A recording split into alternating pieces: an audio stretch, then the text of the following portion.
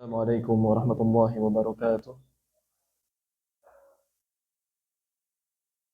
Innal hamdalillah nahmaduhu wa nasta'inuhu wa nastaghfiruh wa na'udzu billahi min shururi anfusina wa min sayyiati a'malina.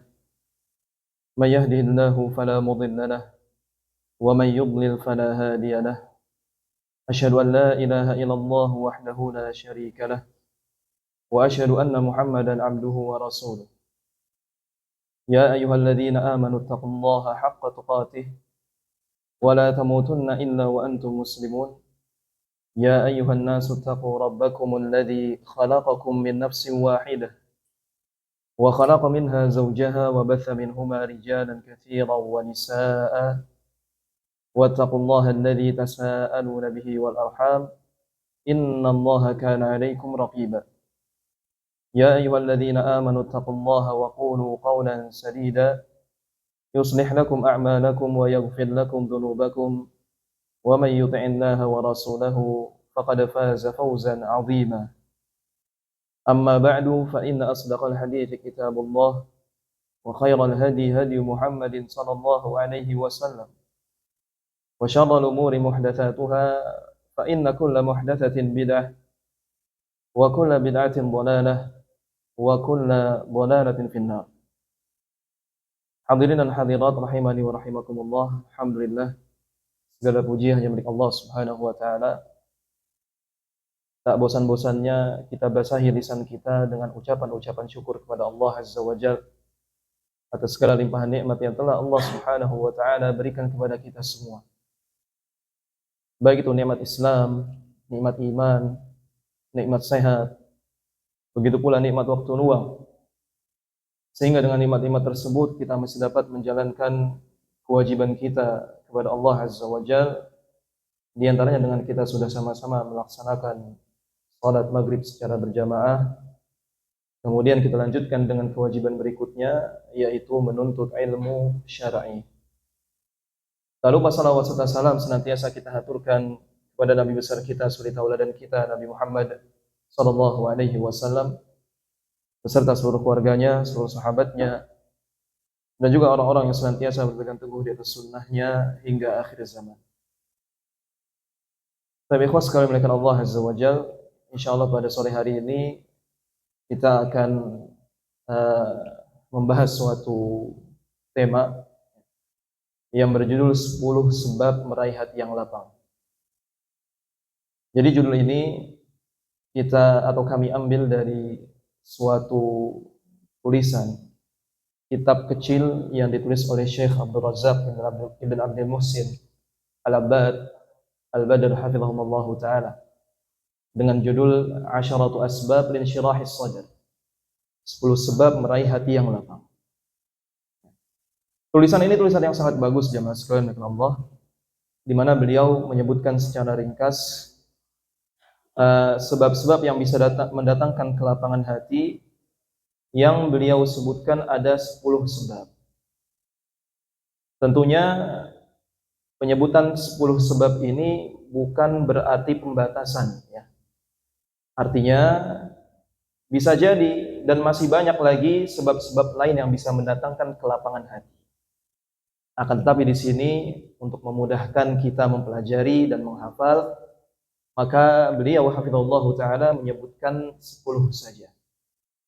Yang mana ke-10 sebab ini adalah sebab-sebab yang beliau anggap sebab-sebab terpenting bagi seorang hamba untuk mendapatkan kelapangan hati. Nah, ikhwas sekalian dimuliakan Allah Azza wa Jalla, kenapa sih kok kita harus belajar tentang bagaimana cara melapangkan hati? Apa pentingnya kita memiliki hati yang lapang? Disebutkan oleh Syekh hafizahullah ta'ala di sini,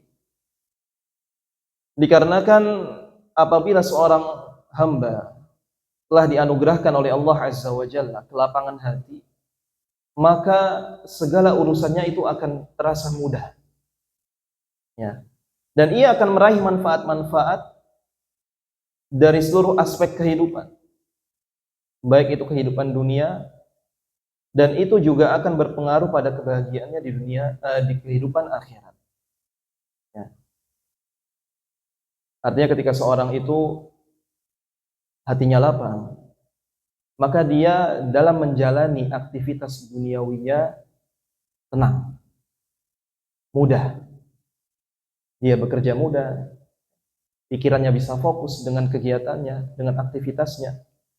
Nggak kepikiran ke sana kemari. Ya. Ketika mengurusi keluarganya juga seperti itu. Dan ia bisa bersabar atas gangguan-gangguan, bisa bersabar atas cobaan-cobaan. Suami bisa bersabar atas istri, istri bisa bersabar atas suaminya, suami istri bisa bersabar atas anak-anaknya. Ini kalau memiliki hati yang lapang. Tapi kalau orang hatinya sempit, ya sensitif jadi orangnya. Ada masalah sedikit langsung, ya antara marah-marah atau dia sedih yang berkepanjangan. Akhirnya apa? Mempengaruhi aktivitasnya, pekerjaannya juga jadi kacau, ya. Sering marah-marah akhirnya sama keluarga dan yang lain sebagainya.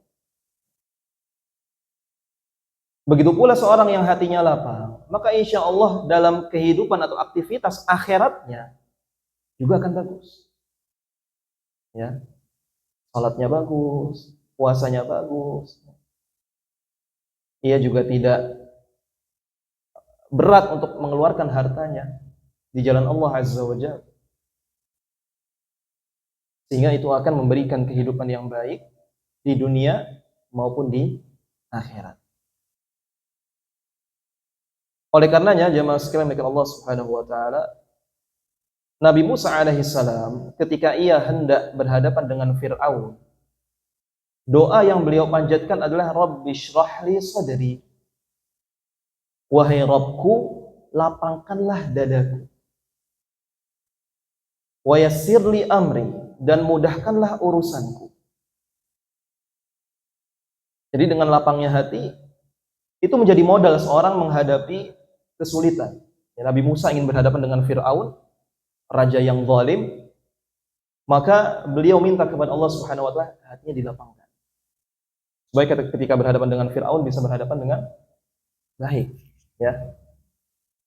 Begitu pula ikhwafillah azanillahu wa iyyakum. Nabi kita yang mulia alaihi salatu wassalam diberikan anugerah dan karunia dari Allah Azza wa Jalla berupa hati yang lapang. Dan bahkan menjadi satu surah tersendiri dalam Al-Qur'an. Itu surah apa? Al-Insyirah. Apa kata Allah Azza wa Jalla? Alam nashrah laka sadrak. Bukankah kami telah melapangkan dadamu wahai Muhammad? Wa wada'na 'anka wizra, dan kami juga telah menghapuskan dosamu wahai Muhammad. Alladzi anqadha dhahrak. Yang mana dosa ini telah menjadikan pundakmu terasa berat. Jadi dosa-dosa ya jemaah sekalian itu bisa membuat pundak kita terasa berat. Berat ketika beraktivitas. Kadang kita merasa kita sudah olahraga, sudah fit, sudah minum suplemen, vitamin segala macam, tapi kok rasanya kayak berat. Ada semacam ada beban di pundak kita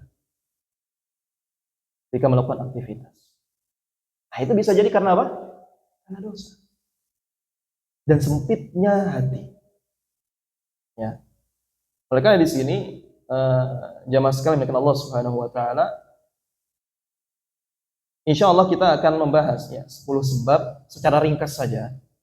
Karena kalau mau dijadikan semuanya kita bahas, nggak cukup dalam satu pertemuan.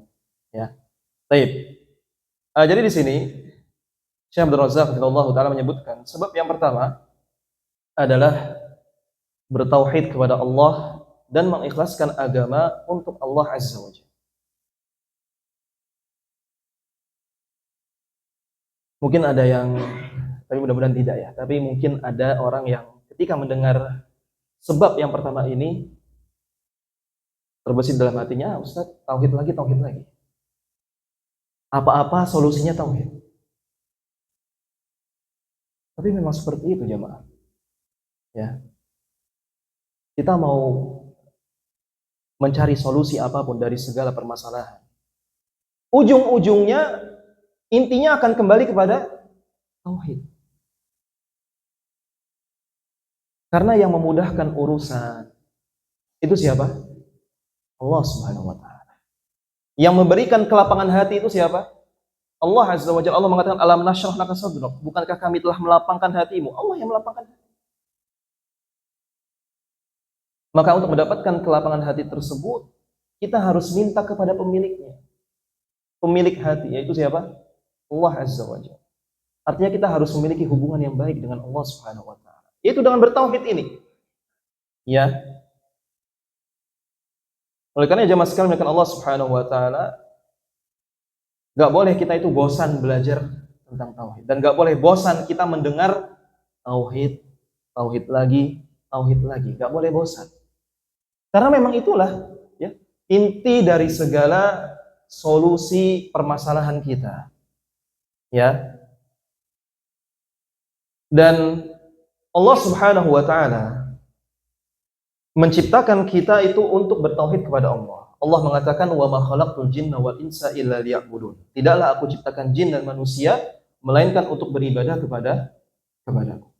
Kata Ibnu Abbas radhiyallahu taala anhuma, maksudnya beribadah di sini adalah mentauhidkan Allah Azza wa Jalla. Nah, teman-teman semua, manusia diciptakan tujuan utamanya untuk bertauhid. Kita analogikan dengan benda-benda yang ada. Dan kalau nggak salah, Anda pernah sampaikan ini. Meja, ada tujuan diciptakannya atau ada tujuan dibuat, yaitu untuk menaruh barang-barang di atas. Tapi kalau meja digunakan untuk selain fungsinya, digunakan untuk jadi tempat duduk, atau untuk tidur, atau untuk apalah, di luar fungsinya, maka meja tersebut akan mudah rusak atau tidak? Akan mudah rusak. Begitu pula manusia. Ketika manusia itu tujuan diciptakannya adalah untuk beribadah, untuk mentauhidkan Allah, maka ketika ia keluar dari tujuan penciptaannya, disuruh bertauhid malah tidak bertauhid, disuruh beribadah malah bermaksiat, maka yang terjadi apa? Akan mudah rusak hati seorang hamba. Maka Allah akan tanamkan kesempitan dalam hatinya. Ya. Allah mengatakan apa? Wa man a'rada 'an dzikri fa inna lahu ma'isyatan dhanka. Barang siapa yang berpaling dari mengingatku, sudah datang peringatan-peringatan, ya, disuruh untuk bertauhid, disuruh meninggalkan maksiat, enggak mau dengar. Berpaling dari peringatan Allah Azza wa Jalla. Fa inna lahu ma'isyatan dhanka. Maka baginya kehidupan yang sempit. Wa nahsyuruhu yaumal qiyamati a'ma. Dan kelak di hari kiamat, ia akan dibangkitkan oleh Allah Subhanahu wa taala dalam keadaan buta. Qala lima hasyartani a'ma wa qad kuntu basira. Wahai Allah, orang ini kemudian bertanya kepada Allah, wahai Allah, bukankah dulu ketika aku di dunia, aku tuh bisa melihat? Kenapa kok sekarang aku dibangkitkan dalam keadaan buta? Kata Allah Azza wa Jalla, qala kadzalika atatka ayatuna fanasitaha wa kadzalika al-yawma tunsa. Yang demikian karena dulu ketika engkau hidup di dunia sudah datang ayat-ayat Allah, tapi engkau meninggalkannya. Maka pada hari ini kami pun meninggalkan dirimu. Ya. Jadi ini sebab yang pertama, harus seorang itu bertauhid. Nanti akan disebutkan 9 sebab yang lain. Kalaupun seorang itu melaksanakan 9 sebab yang lain, tapi enggak melaksanakan yang pertama, yaitu apa? Tauhid, enggak akan mendapatkan kelapangan. Jadi modal utama ini, intinya inti, aslul usul. Apa kalau bahasa Inggrisnya? Core of the core. Intinya inti, itu tauhid. Ya, nggak boleh dilupakan, nggak boleh ditinggalkan. Baik, kemudian sebab yang kedua adalah an-nurul ladzi yaqdhifuhu Allahu fi qalbi 'abdihi. cahaya yang Allah Subhanahu wa taala tanamkan pada dirinya. Maksudnya apa? Yaitu adalah cahaya keimanan. Ya. Maka cahaya keimanan ini, ayyuhal ikhwah, sebagaimana disebutkan oleh penulis, cahaya yang Allah tanamkan. Artinya apa? Ini nikmat dan karunia dari Allah Subhanahu wa taala. Dan Allah menanamkan cahaya ini kepada seorang hamba sesuai dengan kehendak Allah Azza wa Jalla. Sesuai dengan keilmuan Allah, kemahabijaksanaan Allah Azza wa Jalla. Allah yang paling tahu siapa dari hamba-hambanya yang pantas untuk mendapatkan cahaya keimanan ini. Allah itu kalau bermuamalah dengan manusia hanya antara dua, jemaah. Antara fadl atau yang kedua adil. Fadl itu karunia, adil keadilan. Hanya antara dua ini saja Allah bermuamalah dengan manusia. Siapapun itu, baik yang beriman maupun yang kafir. Ya. Ketika seorang itu misalkan diberikan harta, bisa jadi karena fadl, karunia dari Allah Subhanahu wa taala. Artinya mungkin seorang itu dia jauh dari Allah, maksiat apa segala macam, ya. Tapi kok kehidupan dunianya enak? Uangnya banyak misalkan. Kenapa seperti itu? Padahal kata Allah, kalau berpaling mendapatkan kehidupan yang sempit. Maka bisa jadi itu karena fadl, karunia. Allah yang berikan itu saja. Ya. Allah berikan begitu saja orang tersebut. Bisa jadi juga itu adalah istidraj dari Allah Azza wa Jalla. Ya. Dia terus diberikan nikmat oleh Allah sehingga ia semakin jauh dari Allah Azza wa Jalla. Bisa jadi. Dan Allah bermuamalah dengan adil. Ketika seorang itu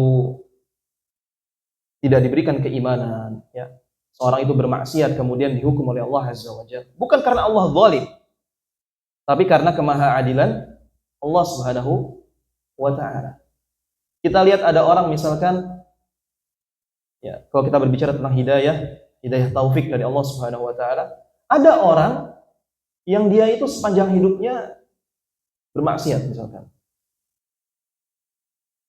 Dan sepertinya tidak ada usaha untuk mencari hidayah. Tapi tiba-tiba Allah berikan hidayah begitu saja kepada orang ini. Dan akhirnya bertaubat kepada Allah Azza wa Jalla. Kenapa seperti itu? Fadl, karunia dari Allah Subhanahu wa ta'ala. Sebagian yang lain ada yang harus berusaha dulu, baru Allah berikan. Maka itu adil, keadilan dari Allah Subhanahu wa ta'ala, karena sudah berusaha. Ya. Ada yang berusaha tapi tidak diberikan hidayah itu. Lama sudah berusaha tidak diberikan hidayah. Maka itu pun karena adil, bisa jadi ada sesuatu yang kurang, yang dia nggak sadar. Ya. Kita lihat Abu Sufyan. Abu Sufyan dulu sebelum masuk Islam, beliau radhiyallahu taala anhu benci kepada kaum muslimin, benci kepada Rasulullah. Ya, memimpin perang Uhud melawan kaum muslimin. Tapi kemudian ketika Fathu Makkah, beliau diberikan hidayah oleh Allah Subhanahu wa taala sehingga masuk Islam, menjadi sahabat yang mulia radhiyallahu taala anhu. Dan bagus keislamannya.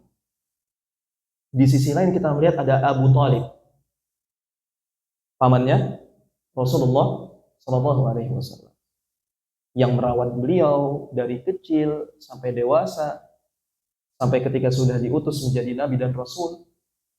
Abu Thalib terus membela Nabi sallallahu alaihi wasallam. Dan Nabi sallallahu alaihi wasallam mencintai Abu Thalib. Allah sendiri yang mengatakan, ya, innaka la tahdi man ahbabta. Sungguhnya engkau tidak bisa memberikan hidayah, petunjuk kepada orang yang engkau cintai. Artinya cintanya Rasulullah itu benar kepada Abu Thalib. Tetapi jamaah sekalian, walaupun ia memiliki jasa yang besar kepada Nabi Muhammad SAW, Allah berikan hidayah atau tidak? Allah tidak berikan hidayah.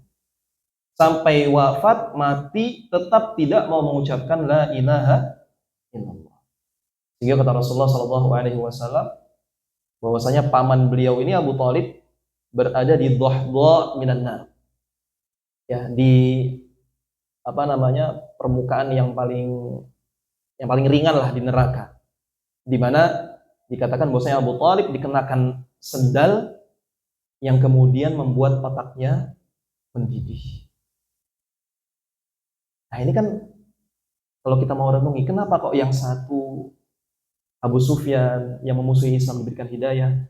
Kenapa kok yang satu lagi yang punya jasa banyak kepada Rasulullah justru tidak diberikan hidayah? Semuanya berdasarkan keilmuan dan kemahabijaksanaan Allah Subhanahu wa taala. Allah yang paling tahu. Sedangkan kita tidak mengetahui. Yang jelas Allah sendiri mengatakan inni haramtu dzulma ala nafsi.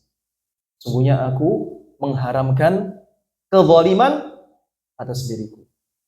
Artinya Allah tidak mungkin berbuat zalim kepada hamba-Nya.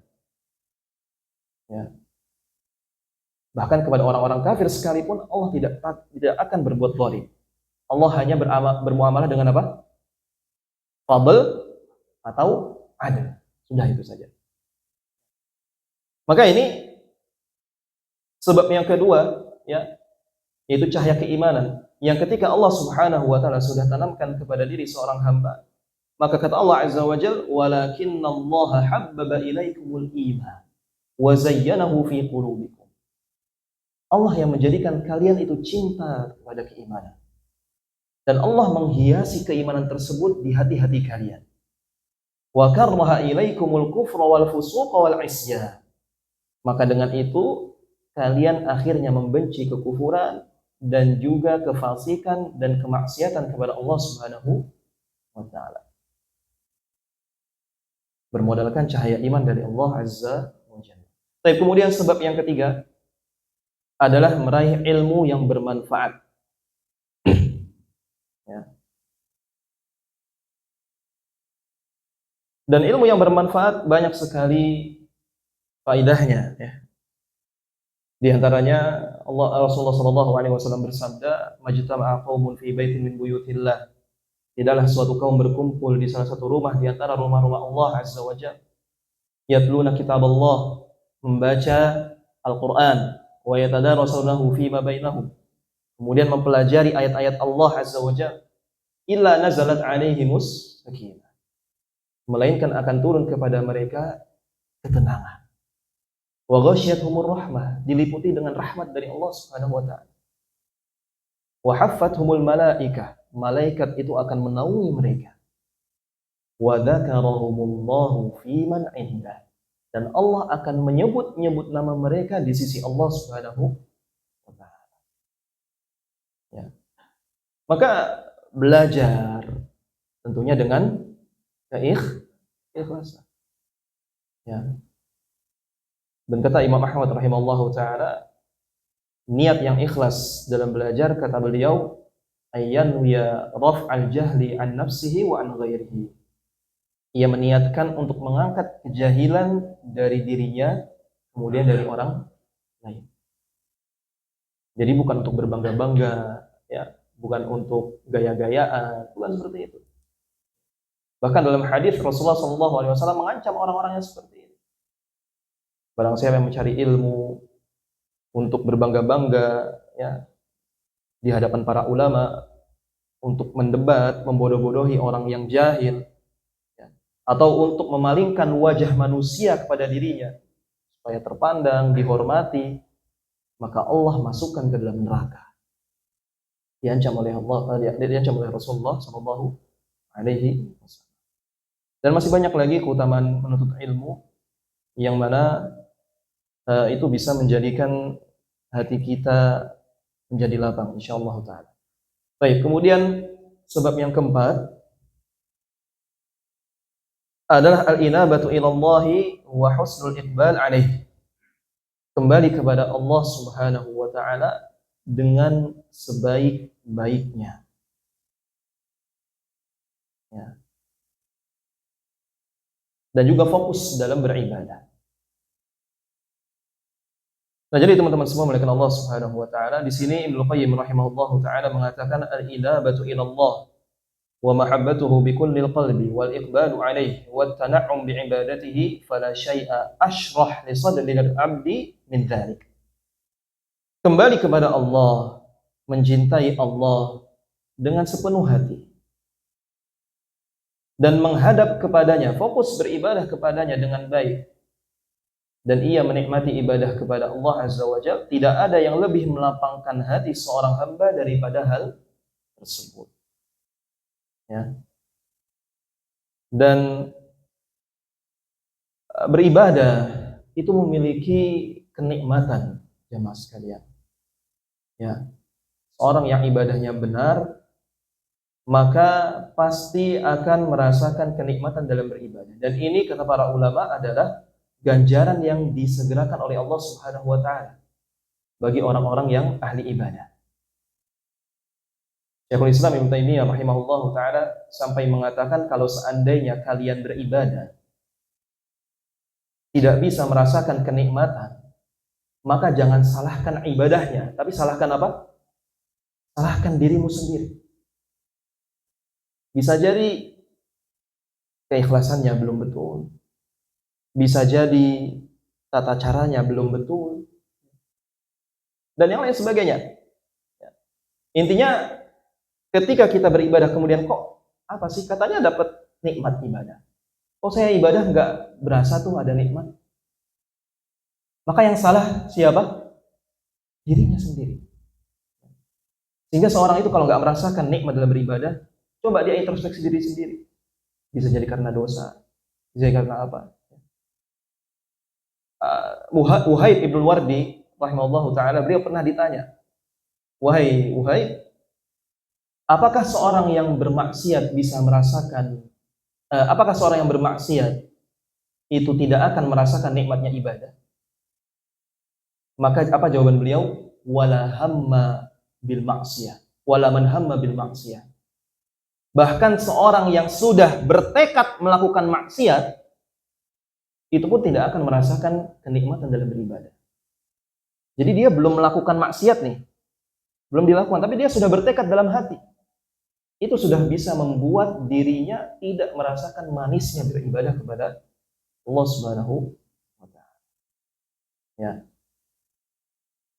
Nah, kemudian juga bertaubat kepada Allah Azza wa Jalla, kembali kepada Allah Subhanahu wa taala. Ini juga merupakan salah satu hal yang bisa mendatangkan kelapangan hati. Dan Allah Azza wa Jalla itu sangat cinta dan bahagia terhadap taubat hambanya. Ya. Jadi jangan kita itu merasa, teman-teman semua, ketika berdosa, itu artinya kita sudah benar-benar, artinya sudah tertutup jalannya kepada Allah Subhanahu wa taala. Enggak. Justru seorang yang berdosa itu bisa menjadikan dosa-dosanya kebaikan-kebaikan yang banyak. Sekarang anak tanya sama antum, orang bertaubat itu karena apa? Karena dosa. Dan Allah Subhanahu wa taala sangat cinta kepada hambanya yang mau bertaubat.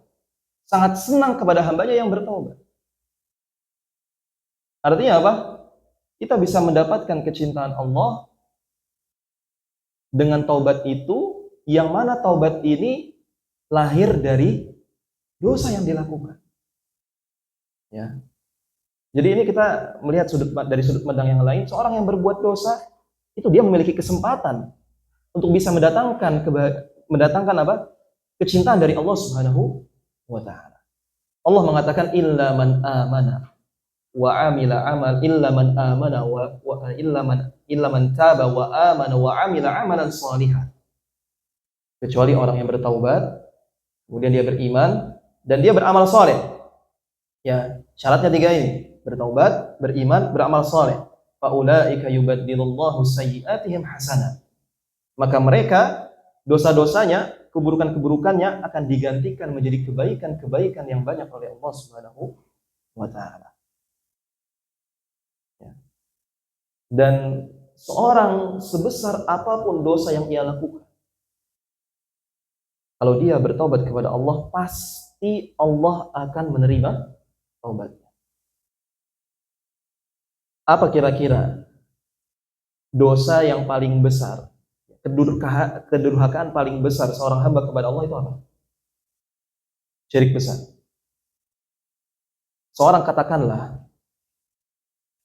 semisal Fir'aun misalkan, ada orang mengaku dirinya Tuhan, saya Tuhan, Allah bukan Tuhan. Kemudian menghina-hina Allah Azza wa Jalla misalkan. Bahkan memusuhi kaum muslimin, menghina-hina Rasul.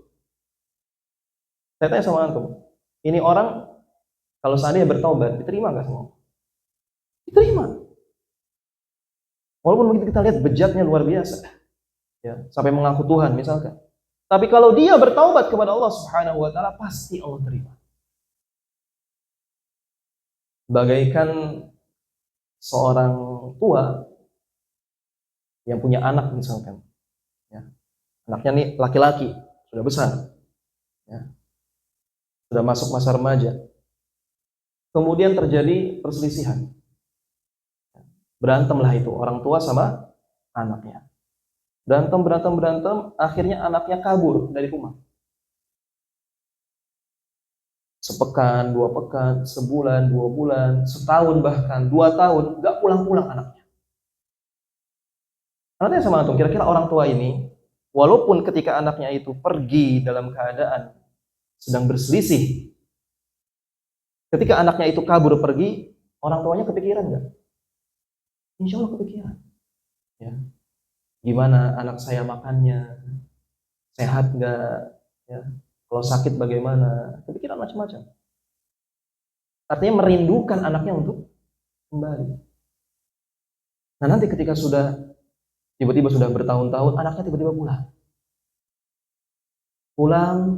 sudah pulang, kemudian anaknya minta maaf sama orang tuanya, mengakui kesalahannya, berjanji berbuat baik kepada orang tuanya. Kira-kira orang tuanya senang bukan main atau tidak? Senang, bahagia luar biasa, ya kan? Dan pasti dimaafkan anak itu.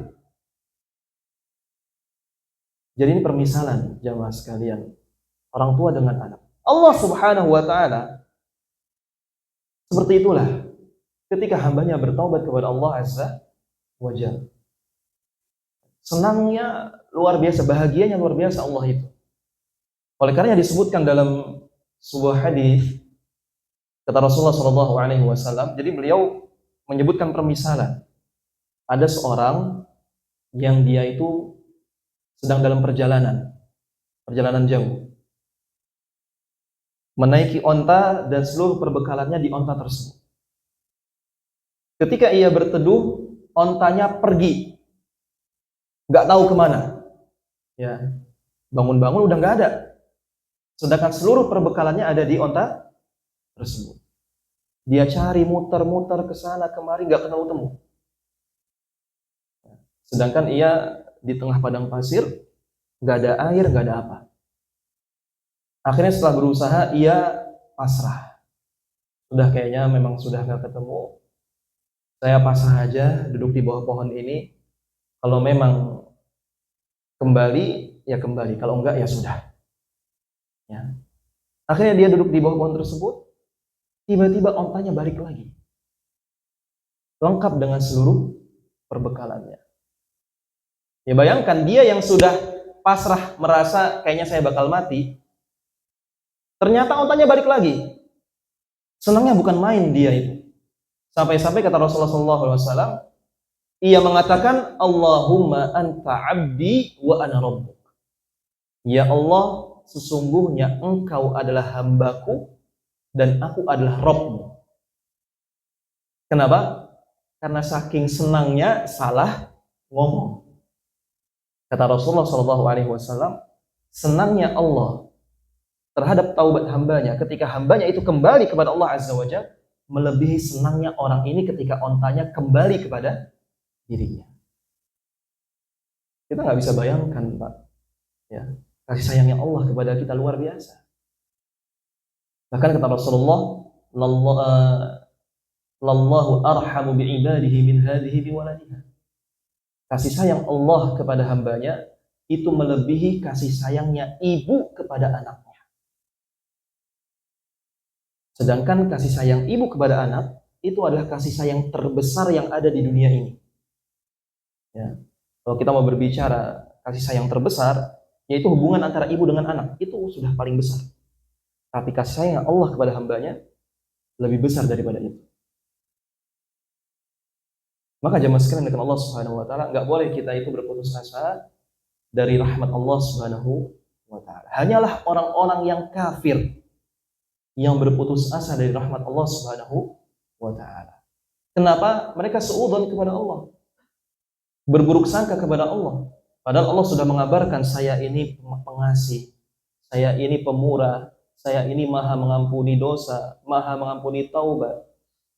Tapi ia nggak percaya orang ini sehingga apa? Nggak mungkin saya diampuni sama Allah. Saya sudah kebangetan. Ini orang yang berburuk sangka kepada Allah Subhanahu wa taala. Ya. Baik. Nah, dengan itu taubat, fokus ibadah, insya Allah Allah akan berikan hati yang lapang. Baik. Kemudian sebab yang kelima betul ya? Yang kelima adalah selalu mengingat Allah Azza wa Jalla, yaitu senantiasa berzikir kepada Allah Subhanahu wa taala.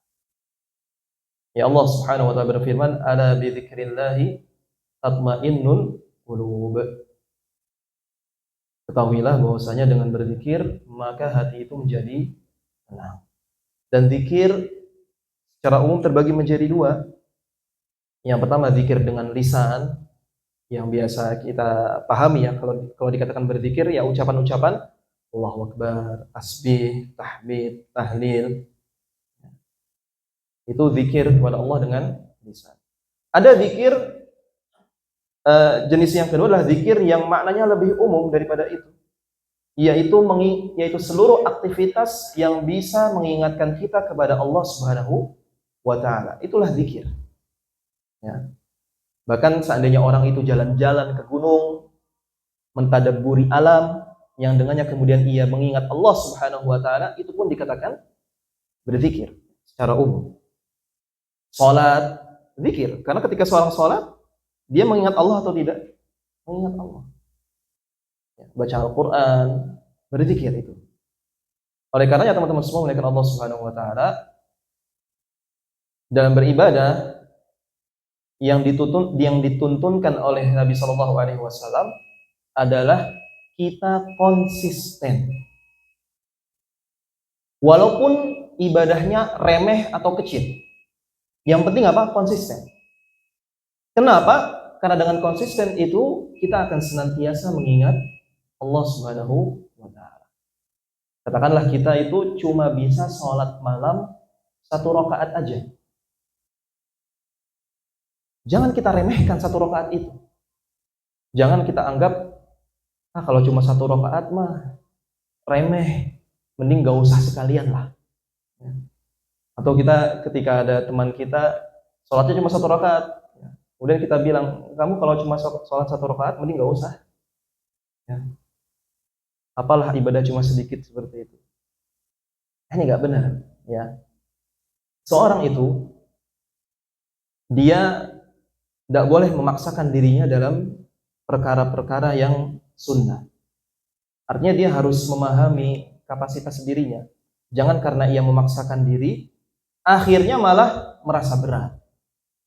Atau malah akhirnya cepat bosan, ya, cepat malas. Malam ini dia sudah bertekad, memaksakan dirinya mau sholat malam 100 rakaat misalnya. Atau jangan 100 rakaat deh, kelebihan. 20 rakaat lah katakanlah, 23. Maksakan dirinya mau sholat 23 rakaat. Padahal dia nggak terbiasa dengan itu. Akhirnya malamnya dia sholat 23 rakaat. Oke, dia bisa. Tapi kemudian besoknya mau sholat, malas. Kemarin kan udah sholat, udah banyak sholatnya. Bolehlah libur dulu, ntar besok lagi dah sholatnya. Ya. Besok lagi mau sholat, ada aja alasannya. Ya. Atau lama-kelamaan awalnya banyak, kemudian menurun. Sampai akhirnya ditinggalkan sama sekali. Ya. Ini orang kalau memaksakan dirinya untuk berbuat. Sedangkan kata Rasulullah, ma amartukum bihi fa'tu minhu mastata'tum. Apa yang aku perintahkan kalian lakukan, maka kerjakanlah semampu kalian. Jadi kita harus mengenal kapasitas diri kita. Kalau memang kita menganggap diri kita belum terbiasa, belum mampu, maka mulai dari yang kecil-kecil dulu. Oke lah, saya mau bisa sholat malam, tapi belum terbiasa. Ya udah, saya mulai sholat malam 1 rakaat dulu. Saya nggak bisa bangun malam. Oke, kalau gitu saya sholat sebelum tidur. Oh, tapi saya kalau sudah di atas ranjang itu sudah males mau bangun lagi. Oke, kalau gitu saya sholat witir 1 rakaat setelah sholat isya. Boleh nggak? Boleh. Jadi pelan-pelan, bertahap. Awalnya seperti itu. Nanti, oh saya udah bisa nih, konsisten sudah. Sudah bisa konsisten, coba ditingkatkan. Terus menerus seperti itu. Jadi bukan dari yang banyak, lama-kelamaan jadi sedikit, tapi mulai dari yang sedikit dulu, lama-kelamaan jadi banyak. Ya. Dan dengan konsisten itu akhirnya seorang senantiasa mengingat Allah Subhanahu wa taala. Baik, kita lanjutkan setelah adzan Isya. Barakallahu fikum.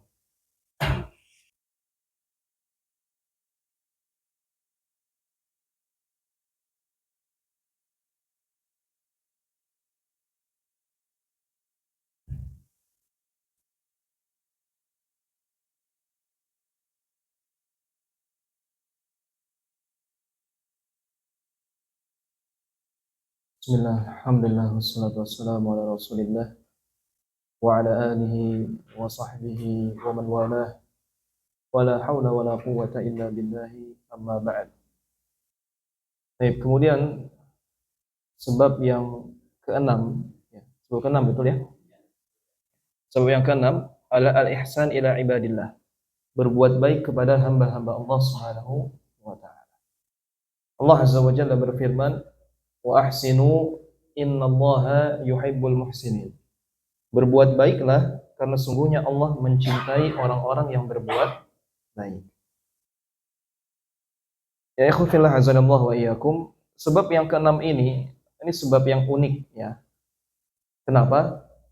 Karena sebab sebelumnya kita sebutkan itu semua berhubungan antara seorang hamba dengan Allah Subhanahu wa taala.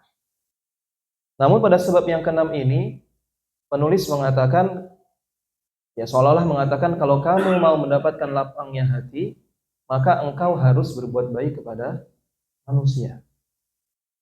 Dan ini menunjukkan betapa indahnya agama Islam, di mana agama Islam itu bukan hanya fokus pada hubungan antara seorang hamba dengan Allah saja, tetapi juga memperhatikan hubungan antar manusia. Sehingga tidak dibenarkan seorang yang dia itu hanya berusaha memperbaiki hubungannya dengan Allah, namun tidak mau memperbaiki hubungannya dengan makhluk. Orang ibadahnya rajin, sholat malam, puasa, tapi kalau sama tetangga nggak pernah nyapa, ya, nggak pernah salam, nggak pernah nanya kabar, dan yang lain sebagainya, nggak pernah mau membantu orang, ya. Yang penting saya bagus sama Allah, yang penting saya rajin sholat, rajin puasa, ya. Itulah yang terbaik kata dia. Maka orang ini tidak paham agama Islam, ya. Karena agama Islam memperhatikan dua hal tersebut. Oleh karena kata Rasulullah SAW ketika ditanya apa amalan yang paling banyak memasukkan seorang ke dalam syurga, maka beliau mengatakan taqwallah wa husnul khuluq. Bertakwa kepada Allah dan berakhlak mulia. Artinya apa? Kalau mau masuk surga, sebab yang paling terbesar yang memasukkan seorang hamba ke dalam surga adalah hubungan yang baik dengan Allah dibarengi dengan hubungan yang baik dengan manusia. Taqwallah, hubungan dengan Allah. Husnul khuluq, akhlak mulia, hubungan dengan makhluk, dengan manusia. Ya. Dan Allah Subhanahu wa taala mengatakan di sini wa ahsinu innallaha yuhibbul muhsinin, berbuat baiklah sungguhnya Allah mencintai orang yang berbuat baik. Dan kalau Allah sudah cinta kepada seseorang, Allah akan berikan apapun untuk diri. Ya permisalan lah, kalau kita bapak-bapak misalkan cinta mati sama istrinya, istrinya minta apa, kira-kira dikasih nggak? Dikasih. Bahkan nggak minta pun dikasih, ditawarin. Sayang mau ke salon nggak? Yang salon. Sayang mau kalung nggak? Pernah nggak begitu ibu-ibu suaminya? Ya itu, ini permisalan ya. Orang tua kalau sudah cinta sama anaknya, sayang dengan anaknya mau apa aja diberikan. Ya. Tapi kecintaan tersebut perhatikan ya. Tapi kecintaan tersebut tetap memperhatikan maslahat dan madarat kan seperti itu. Walaupun seorang itu cinta bukan main dengan anaknya, tapi kalau anaknya minta, "Pak, beliin rokok dong." Kasih nggak? Enggak kan? Walaupun bapaknya cinta kepada anaknya, sayang banget sama anaknya. Tapi kalau dia minta sesuatu yang memudaratkan dirinya, maka orang tuanya tidak akan memberinya. Ya, ini permisalan. Ketika Allah Subhanahu wa ta'ala cinta kepada hamba-hambanya, hambanya minta apa dikasih. Ya. Bahkan nggak minta pun Allah kasih. Bisa jadi. Tetapi kadang hamba itu minta kepada Allah, Allah nggak kasih. Kenapa kira-kira? Karena mudarat bagi dirinya. Dan hamba itu nggak tahu. Allah yang mengetahui. Kata Allah Subhanahu wa ta'ala, "Asa an takrahu syai'an wa huwa khairun lakum." Bisa jadi engkau benci sesuatu, tapi sungguhnya itu baik bagi kalian. Bisa jadi kalian suka sesuatu, cinta sesuatu, tapi ternyata buruk bagi kalian. Wallahu ya'lamu wa antum la ta'lamun. Allah yang tahu, kalian tidak tahu. Jadi kalau ada orang, saya sudah berdoa terus menerus, kok nggak dikasih-kasih sama Allah? Bisa jadi apa? Yang dia minta itu mudarat bagi dirinya. Allah yang maha mengetahui. Dan itu bukti kasih sayang Allah Subhanahu wa ta'ala kepada hambanya. Karena nggak mau hambanya terkena mudarat. Sama seperti tadi ya, orang tua yang nggak mau memberikan rokok kepada anaknya karena tahu kalau diberikan nanti mudarat bagi dirinya. Ya. Dan dalam sebuah hadis qudsi Allah Subhanahu wa ta'ala mengatakan, apabila aku sudah mencintai seorang hamba, kuntu sam'ahu alladhi yasma'u bih, maka aku akan menjaga pendengarannya. Wa basarahu alladhi yubsiru bih, akan menjaga pandangannya. Wa yadahu allati yabtishu biha, dan akan menjaga tangannya. Wa rijlahu allati yamshi biha, dan aku akan menjaga langkah-langkah kakinya. Kalau Allah sudah cinta kepada hambanya. Maka di antara hal yang bisa mendatangkan kecintaan Allah Subhanahu wa ta'ala adalah berakhlak mulia, berbuat baik kepada sesama manusia. Dan ini akan mendatangkan kelapangan hati insyaallah. Dan kemudian sebab yang ketujuh adalah asy-syaja'ah, yaitu keberanian. Ya. Kenapa keberanian itu bisa mendatangkan ketenangan dalam hati? Dikarenakan lawan dari keberanian itu apa? Penakut, pengecut. Yaitu suatu hal yang muncul diakibatkan rasa takut berlebihan tanpa dasar. Ya, kekhawatiran yang berlebihan tanpa dasar. Kalau seorang itu khawatir melakukan sesuatu karena sudah menghitung-hitung, sudah perhitungan, sudah diteliti segala macam, ini kayaknya nggak bisa, maka tidak dikatakan pengecut, tidak. Tapi kalau orang itu belum apa-apa, udah nanti kalau begini gimana? Kalau begitu gimana? Ya. Jadi itu ketakutan yang hanya sebenarnya imajinasi saja, nggak nyata sebenarnya. Jadi dia sudah membayangkan dalam imajinasinya dirinya gagal, ini, itu, segala macam. Dia sudah bayangkan itu semua. Padahal belum tentu terjadi. Nah, seorang yang penakut, maka dia akan dihantui dengan kegelisahan, ya, ketakutan dalam dirinya. Sehingga mau beraktivitas selalu gak jadi. Takut dia. Ya. Berbeda dengan seorang yang memiliki keberanian. Dan keberanian seorang muslim itu bukan lahir dari kepercayaan kepada dirinya, tidak. Jadi ini banyak dikritik sebenarnya istilah apa tuh? Percaya diri. Ini sebagian ada yang mengkritik ya. Karena tidak mencerminkan tawakal seorang kepada Allah Subhanahu wa taala. Jadi kalau dikatakan percaya diri, seolah-olah percaya kepada kemampuan dirinya. Bukan disuruh percaya kepada Allah Subhanahu wa taala. Padahal yang dituntut kepada seorang hamba itu adalah bersandar kepada Allah Azza wa Jalla, menyandarkan urusannya kepada Allah Subhanahu wa taala. Sejatinya makhluk itu lemah. Ya. Maka seorang itu dikatakan berani bukan karena kemampuan dirinya, bukan karena kepintarannya, bukan karena fisiknya, bukan karena hartanya, bukan. Tetapi karena keyakinannya yang sangat tinggi dan bersandarnya dirinya kepada Allah Subhanahu wa taala, zat yang maha kuat, zat yang maha kaya, ya.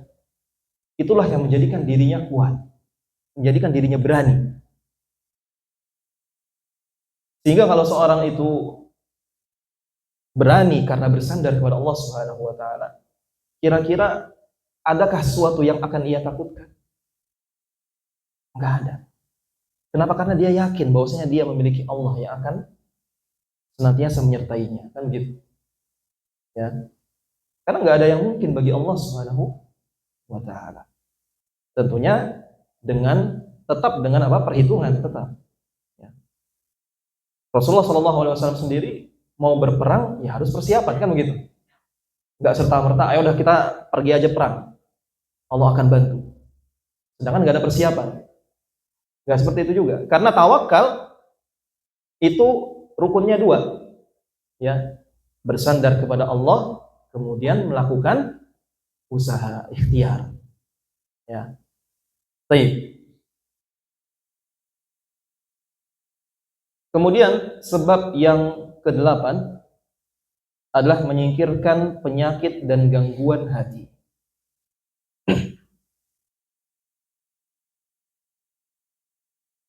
Jemaah sekalian rahimani wa rahimakumullah, ketahuilah bahwasannya sebagaimana jasad kita itu bisa merasakan sakit, ya, hati kita pun bisa merasakan sakit.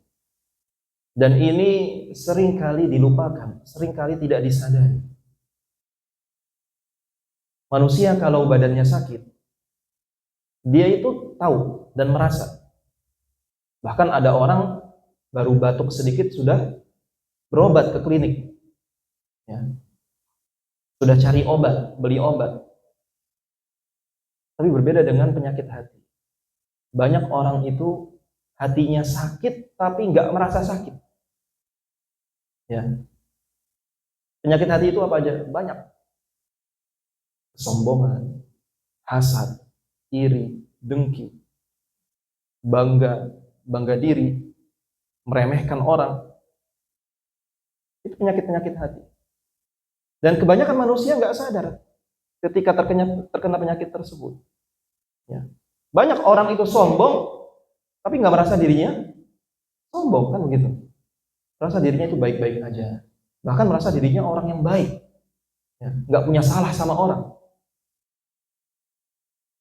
Dan di antara penyakit hati yang paling berbahaya, itu adalah penyakit hasad. Ini penyakit yang sangat berbahaya jemaah sekalian. Dan dengan penyakit hasad itu, seorang hatinya akan sempit. Dia itu akan senantiasa melihat nikmat orang lain. Hasad itu apa? Tamanni zawalin ni'mati anil ghair.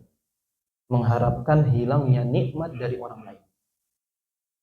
Ngelihat orang tetangganya baru beli mobil, dia ngelihat, wah, ini mobil paling juga belinya kredit, paling juga ngutang misalkan. Ada aja dia. Itu orang hasad. Akhirnya membuat hatinya sempit.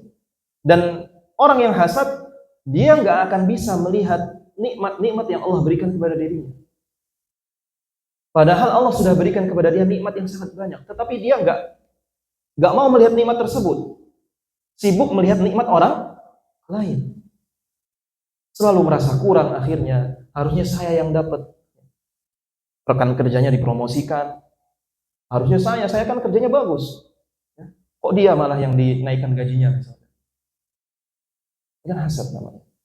Sehingga dia nggak bisa bersyukur, nggak bisa merasakan kelezatan nikmat yang Allah berikan kepada dirinya. Akhirnya hatinya sempit.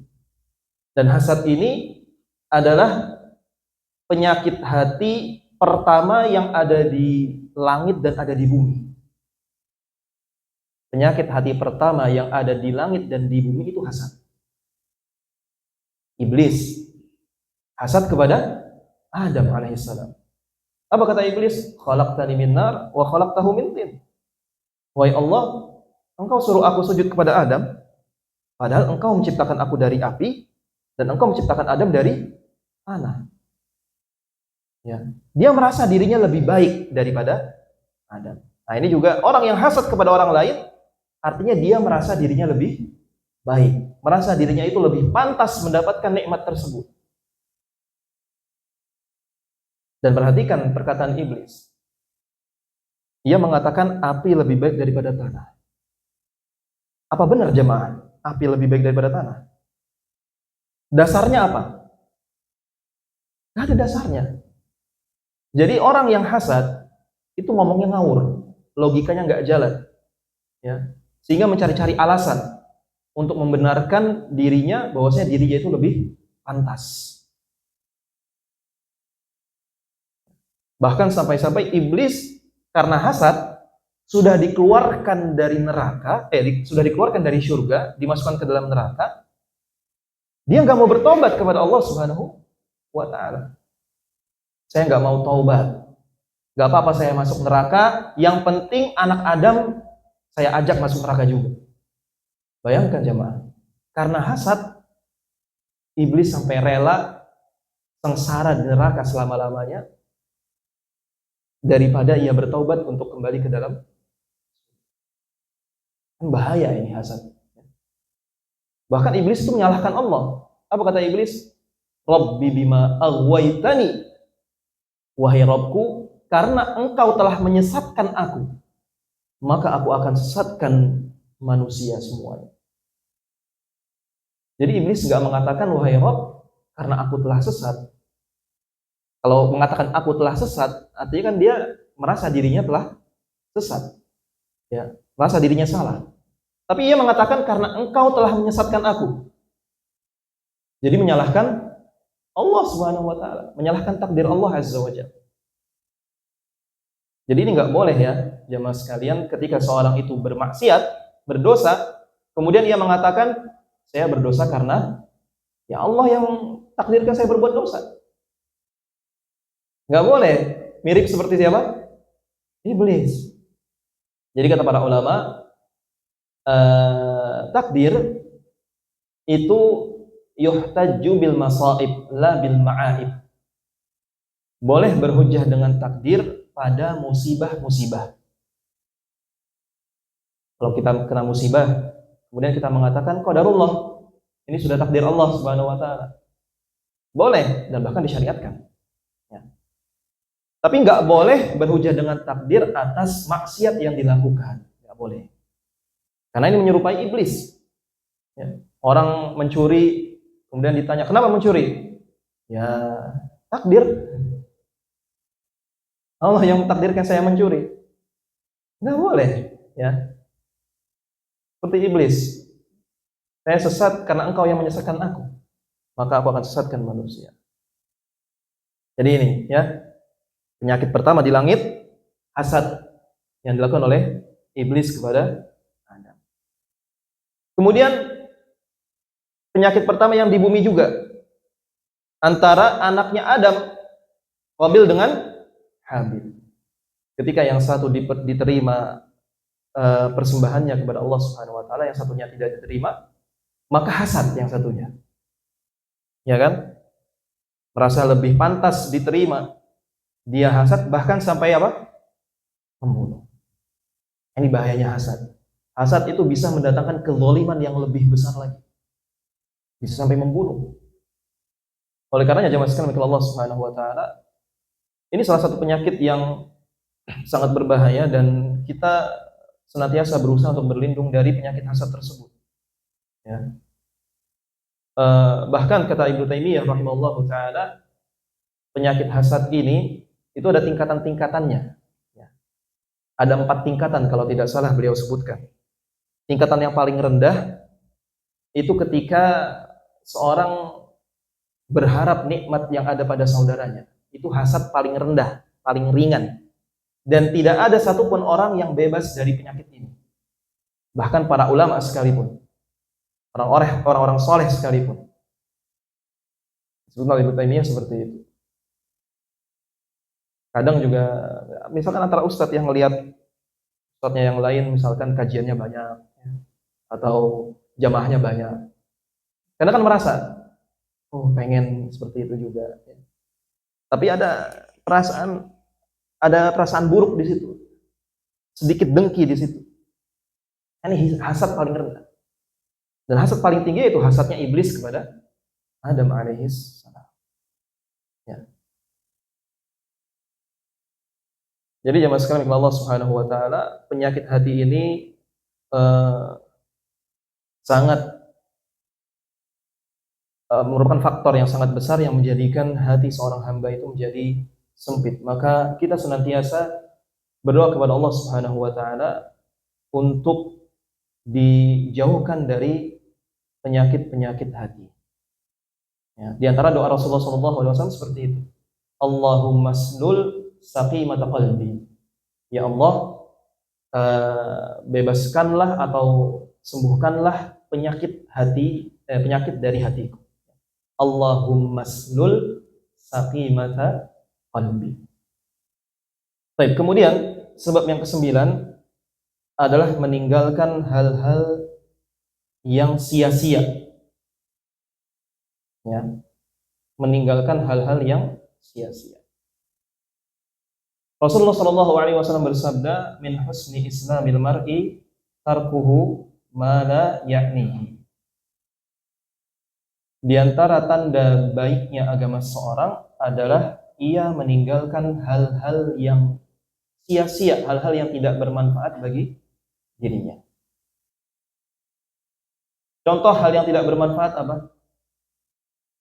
Mencari-cari kesalahan orang, ngegosip, ya, gibah. Ini kan hal-hal yang sia-sia, nggak bermanfaat. Dan itu mendatangkan kesempitan dalam hati. Orang yang gibah, ya, orang yang mungkin lisannya nikmat dia, ngobrol tuh enak, ngomongin orang, tapi hatinya itu sempit, keras lama-lama hatinya. Cari-cari kesalahan orang, ya. Dibuka sosmednya, Facebooknya, Instagramnya, apa segala macam, dicari-carilah itu kesalahan. Ya. Padahal orangnya nggak ada salah apa-apa.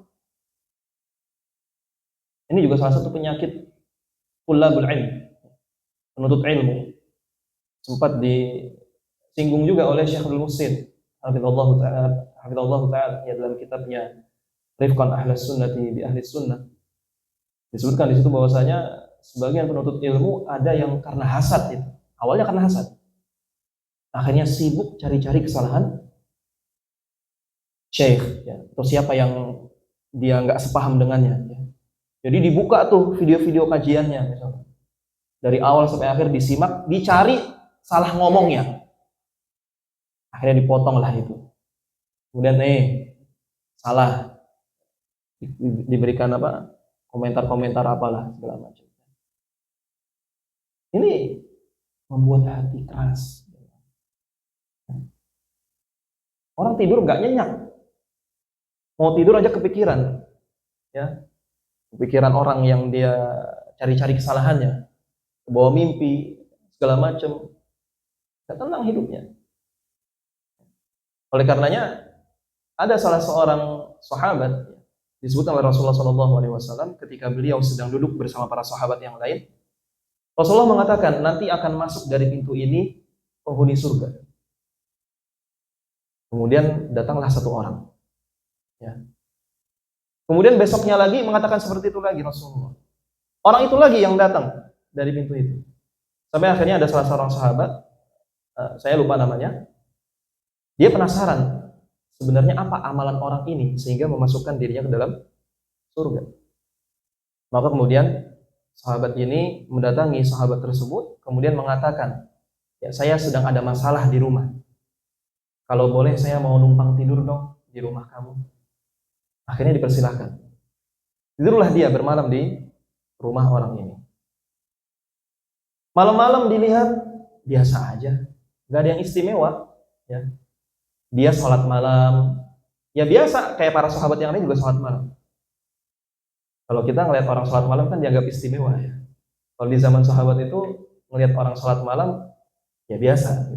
Artinya amalan yang dia lakukan itu adalah amalan yang umum dilakukan oleh sahabat yang lain. Jadi dia bingung. Kemudian sampai akhirnya dia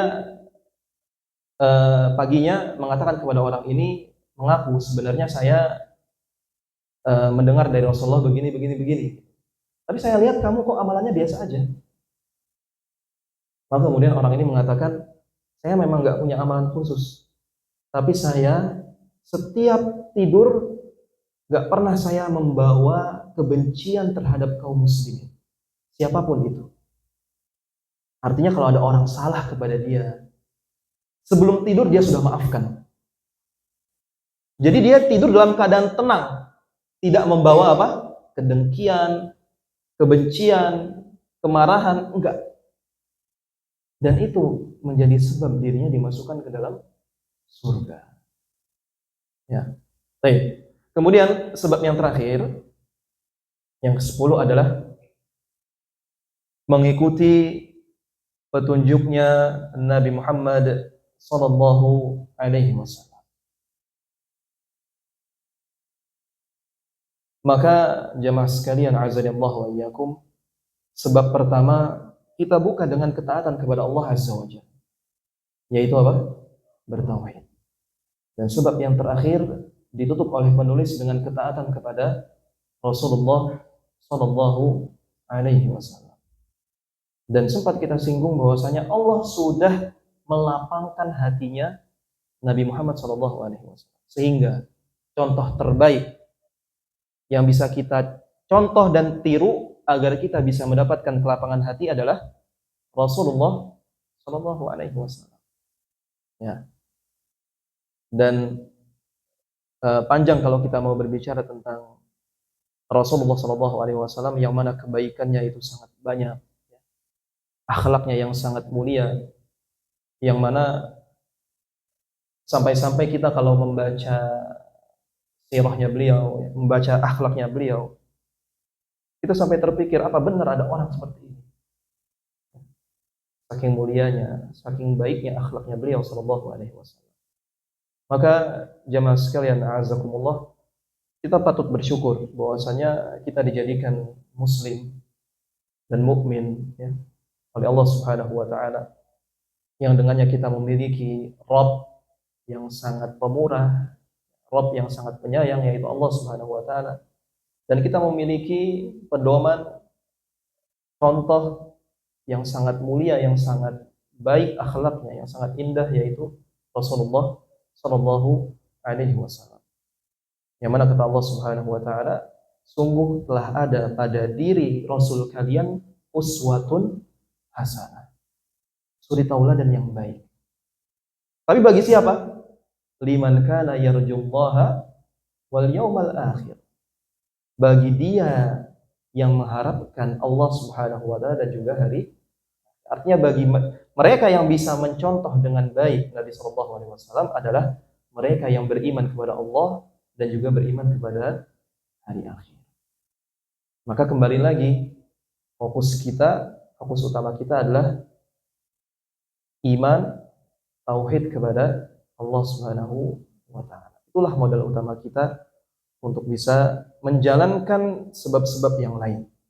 Dan insyaallah taala kita berharap semoga Allah Subhanahu wa taala memberikan kita semua hati yang lapang dan semoga Allah memberikan kita semua taufik untuk menjalani kehidupan ini dengan baik ya, di atas ketaatan kepada Allah Subhanahu wa taala, dan semoga Allah mengampuni dosa-dosa kita semua. Wallahu taala a'lam bishawab. Mungkin demikian, wafillah azakumullah kajian kita pada sore hari ini. Semoga bisa bermanfaat khususnya bagi diri saya pribadi dan juga bagi antum semua. Semoga bisa menambah keimanan ya. Dan saya mohon maaf apabila ada kesalahan, kekeliruan, semata-mata karena kekurangan ilmu saya. Wassallallahu ala nabiyyina Muhammad wa ala alihi wa sahbihi wasallam. Sebelum ditutup mungkin ada yang ingin bertanya, silakan.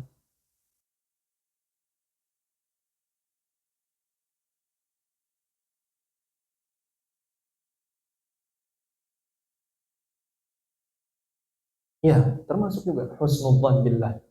Berbaik sangka kepada Allah Subhanahu wa taala termasuk. Karena kata Allah Subhanahu wa taala dalam hadis qudsi, ana inda dhanni abdi. Aku tergantung dengan prasangka hambaku. In dhanna bi khairan falahu. Kalau ia berprasangka baik, maka baginya kebaikan. In dhanna bi syarran falahu.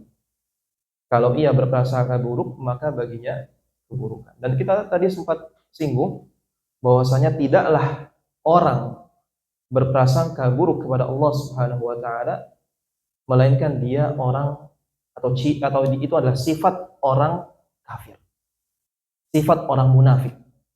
Ya. Dalam Al-Qur'an disebutkan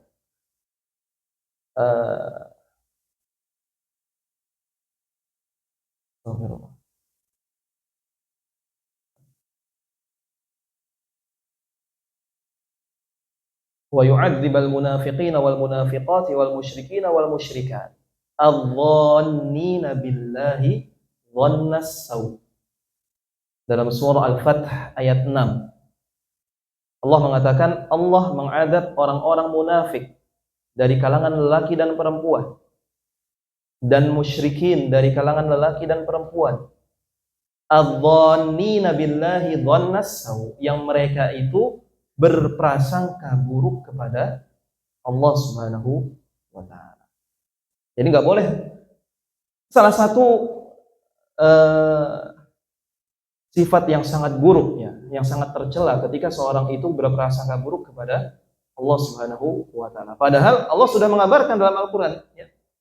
Allah yang Maha Pengasih, Maha Pemurah. Bahkan ketika kita buka Al-Qur'an pertama kali itu yang kita baca apa? Bismillahirrahmanirrahim. Dengan nama Allah yang Maha Pengasih, Maha Penyayang. Itu langsung kita diingatkan ya, buka Al-Qur'an pertama itu sudah itu. Alhamdulillahirabbil alamin, Ar-Rahmanirrahim. Ar-Rahmanirrahim lagi. Setiap hari kita baca ya ketika sholat surah Al-Fatihah. Tapi kok kemudian dia baik buruk sangka sama Allah? Ya, mengatakan Allah nggak adil, Allah zalim, segala macamnya. Oleh karena ini adalah orang yang sangat buruk ya akhlaknya kepada Allah Subhanahu wa taala. Wallahu taala a'lam bishawab. Ada lagi yang mau bertanya?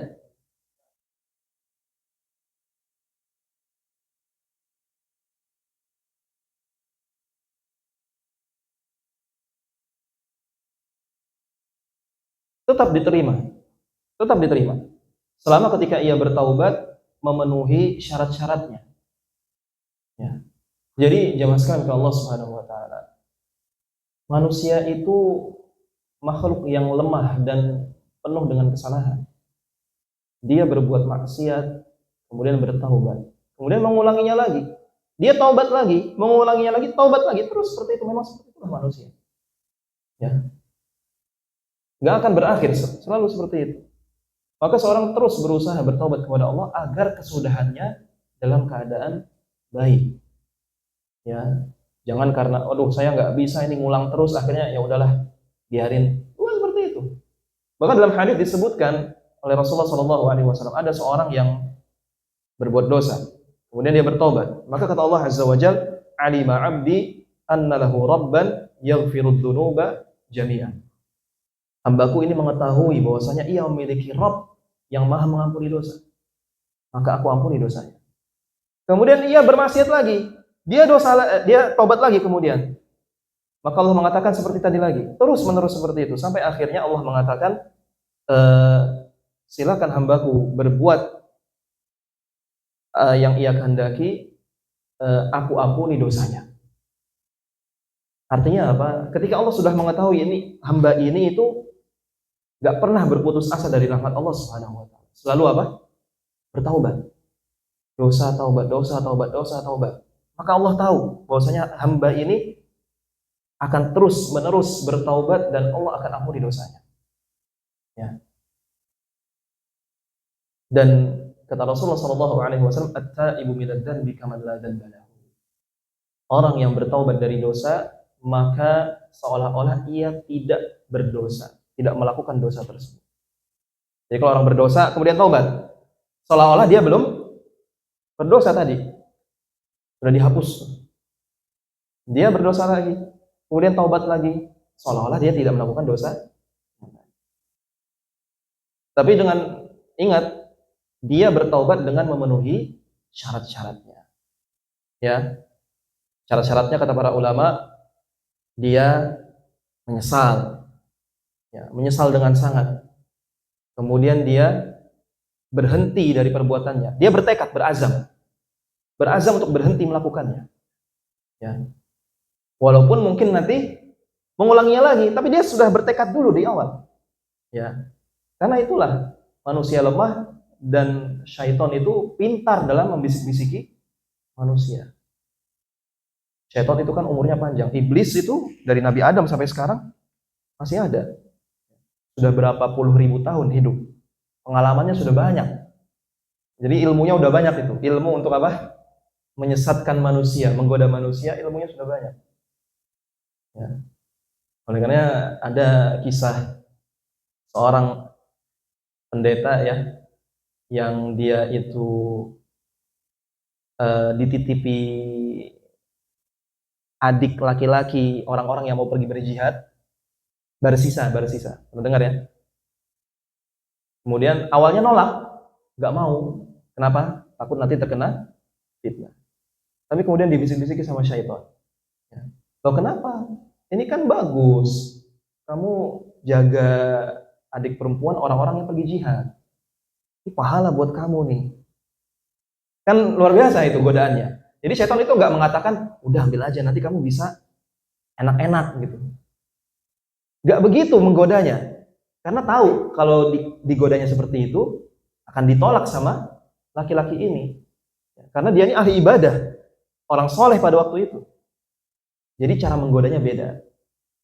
Bukan diiming-imingi bisa berbuat maksiat, tapi diiming-imingi nanti bisa berbuat baik, bisa mendatangkan pahala. Jadi pintar syaitan itu. Jadi awal-awalnya memang bagus, ya. Amanah di awal-awalnya. Jadi diulur-ulur lah itu oleh syaitan. Dia mengumpulkan pahala sampai akhirnya ujung-ujungnya malah disetubuhi, berzina akhirnya. Setelah berzina, hamil. Bingung dia, ini gimana nanti kalau kakak-kakaknya pulang saya ketahuan. Ya. Maka akhirnya kemudian kata syaitan, udah kamu bunuh saja, kemudian dikubur jauh-jauh. Ya. Akhirnya dibunuhlah wanita tersebut. Kemudian dikubur. Ketika kakak-kakaknya pulang, dia bilang adik kalian sakit. Akhirnya meninggal. Ya sudah lah. Mereka percaya sama orang ini. Kenapa? Karena orang soleh. Tapi kemudian syaitan masuk ke dalam mimpi kakak-kakaknya ini, kemudian mengatakan ini sudah membunuh, kuburannya ada di sini. Akhirnya mereka datanglah ke tempat yang diarahkan oleh syaitan itu, didapati ada ternyata kuburan adiknya. Akhirnya ketahuanlah si bersisa ini, kemudian ketika mau ditangkap oleh masyarakat semuanya, dia bingung si sisa kan. Akhirnya dia dalam keputusasaan, syaitan datang kemudian mengatakan, kamu tenang, aku yang dulu nyuruh kamu untuk jaga adik perempuan itu, maka sekarang akulah yang akan menolong kamu. Akhirnya kemudian, iya, saya mau ditolong. Kemudian kata syaitan apa? Caranya kamu sujud kepadaku, nanti aku tolong. Akhirnya karena putus asa, dia sujud kepada syaitan. Kemudian ditangkap oleh masyarakat, kemudian dibunuh. Perhatikan, ya. Orang soleh pun bisa terkena fitnah, bisa terkena godaan dari syaitan. Dan sangat pintar syaitan itu menggoda manusia. Perhatikan, awalnya itu berbuat baik, ujungnya malah berbuat syirik kepada Allah Subhanahu wa taala. Maka tidak heran kalau seandainya manusia itu senantiasa berbuat salah, berbuat dosa, tidak tercela dengan itu. Yang tercela adalah ketika seorang berdosa tapi tidak mau bertaubat kepada Allah Subhanahu wa taala. Kata Rasulullah, khairul khatta'ina at-tawwabun. Sebaik-baik orang yang berbuat salah adalah yang senantiasa bertaubat kepada Allah Azza wa Jalla. Wallahu ta'ala a'lam bishawab. Cukup? Cukup ya? Baik, kita tutup dengan doa kafaratul majelis. Subhanakallahumma wa bihamdik, asyhadu an la ilaha illa anta, astaghfiruka wa atubu ilaik.